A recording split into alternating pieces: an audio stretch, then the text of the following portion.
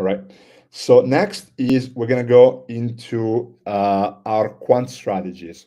So we built strategies on the back of our scores, and I'm going to show you where you can find information. So if we go back to our website, if you go within our guides, go under strategy. So here we have quant strategies. We have some back testing results right here of our swing levels, of our gamma levels.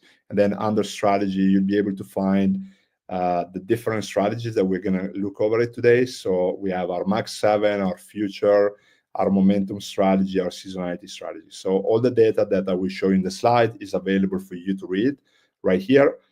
You can access all the different charts, all the different models right there. So everything that we show you is already in the website. So let's go back to this one.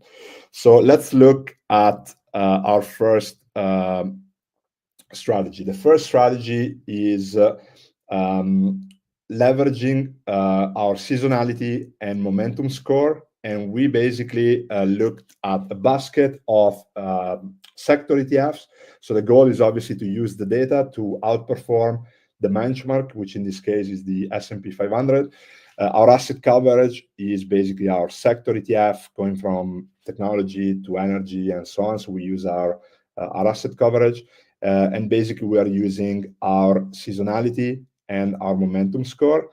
The strategy obviously is looking to capitalize on seasonal trends and, of course, to capitalize from short-term momentum, right? So what is the entry and exit condition of the strategy? And all of this can be found on our blog, on our website.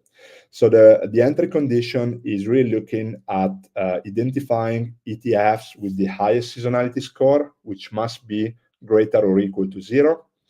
If there are multiple ETFs on the same day, this is like a day trading strategy. So it's like trading once a day. If there are multiple ETFs that have the same score, then we look at the one with the higher average return over the past week. And very simple, we buy at the market open.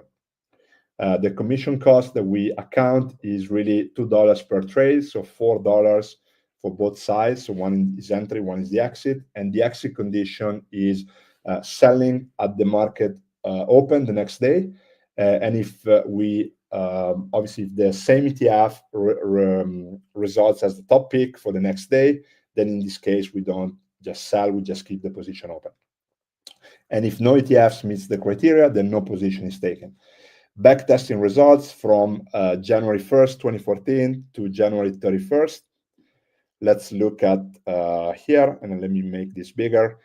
So here we see the green line is our seasonality strategy. And basically versus the SPX, the return is 439%, which is a 209% excess return over the SPX.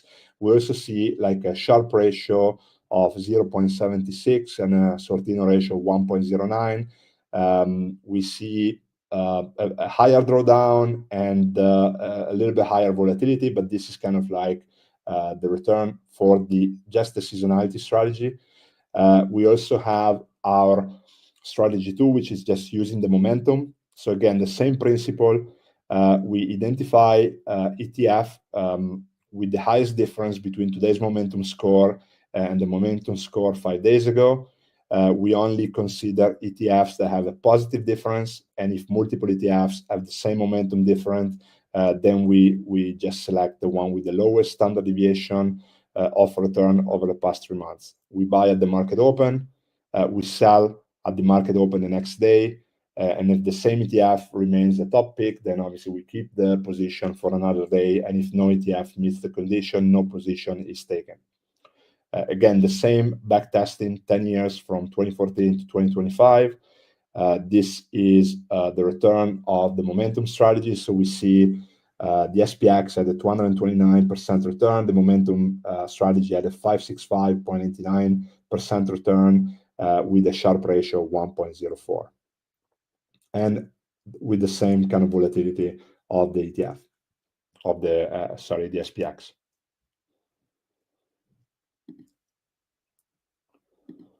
All right, so let's see if we get Any question?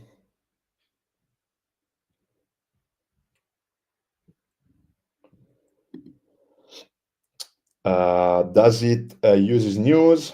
No, we don't use news. So the news is not part of the indicator. So no, it's just really looking at data coming from our feeds, our option data, and other data sets that we use.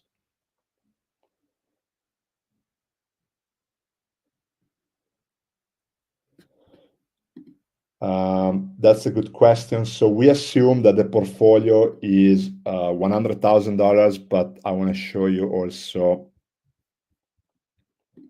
if you go to our blog, we have a more detailed explanation. And if you scroll all the way at the bottom, you can see the sensitivity to initial capital. So this strategy can be used by also lower account size, but obviously you need to account commission costs. So here we show you basically if you had an account size of $10,000, what the performance was, and obviously what it would be if you have a larger account size, because commission costs would have a less impact if you have a higher account size. So you can see everything here as well. Good question, thank you.